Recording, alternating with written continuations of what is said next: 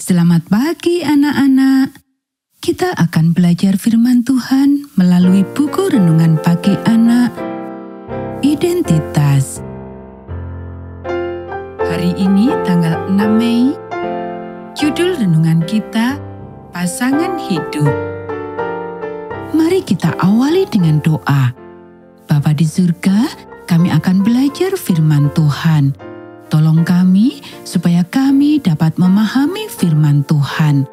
Dalam nama Tuhan Yesus kami berdoa. Amin.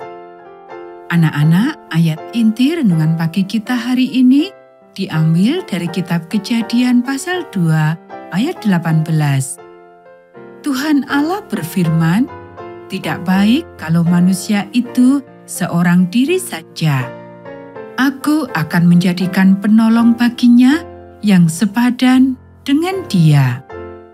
Jadi pada usia 17 dan 18 tahun, Ellen Harmon melakukan perjalanan ke tempat di mana Tuhan mengutusnya, memberitahukan kepada orang-orang apa yang Tuhan perintahkan untuk disampaikan kepada mereka. Kadang-kadang ia menahan teguran, dan Tuhan menjelaskan bahwa ia tidak taat. Kadang-kadang orang mengatakan bahwa dia terpesona atau terhipnotis. Bisikan-bisikan jelek beredar tentang dirinya. Anda tahu bagaimana rasanya ketika seseorang menggosipkan Anda atau memutarbalikkan sesuatu yang Anda katakan dan menggunakannya untuk melawan Anda. Bayangkan saja bagaimana posisi gadis ini. Dia pergi ke sebuah pertemuan di Orrington, di mana dia harus menegur beberapa orang fanatik, dan di sana dia bertemu dengan James White. Dia menyetujui dia dan pekerjaannya, tetapi tidak berniat untuk menikah pada saat itu dengan siapapun.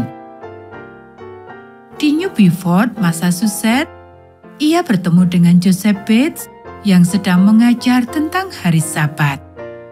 Dia merasa, seperti yang dikatakan banyak orang saat ini, bahwa Bates terlalu berlebihan karena lebih berkonsentrasi pada perintah keempat daripada 9 perintah lainnya. Tentu saja 9 perintah lainnya tidak diabaikan. Pada bulan Agustus 1846, James White dan Ellen Harmon menikah.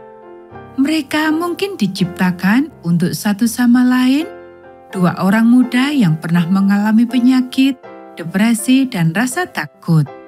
Seolah-olah Tuhan berkata kepada alam semesta yang menyaksikan, "Tunggu dan lihatlah apa yang dapat kulakukan terhadap orang-orang yang paling lemah jika mereka benar-benar berkomitmen kepadaku." Anak-anak, tepat pada saat itu, orang-orang kulit putih membaca traktat Joseph Bates tentang Sabat, dan dia pasti telah membuatnya lebih jelas bagi mereka daripada apa yang telah mereka dengar selama ini, karena kali ini mereka menyadari bahwa itu adalah kebenaran Allah. Pada musim gugur itu, mereka mulai memegang hari Sabat dan mengajarkannya juga. Mungkin pergumulan awal inilah yang memberi Ellen White belas kasihan yang ia tunjukkan di tahun-tahun berikutnya ketika ia menulis hal-hal seperti ini. Kita tidak boleh pergi lebih cepat daripada yang dapat kita bawa bersama kita, yaitu orang-orang yang berhati nurani dan inteleknya telah diyakinkan akan kebenaran yang kita dukung. Kita harus menemui orang-orang di mana mereka berada. Beberapa dari kita telah bertahun-tahun lamanya untuk sampai pada posisi kita saat ini. 3 Testimonies halaman 20. Kutipan ini mengacu kepada reformasi kesehatan, tetapi prinsipnya sama dalam setiap keadaan.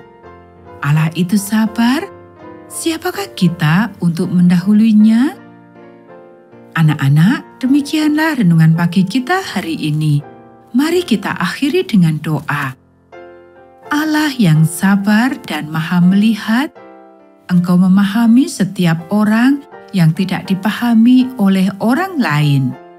Engkau tahu kebenaran mana yang lebih dibutuhkan oleh setiap orang pada setiap saat.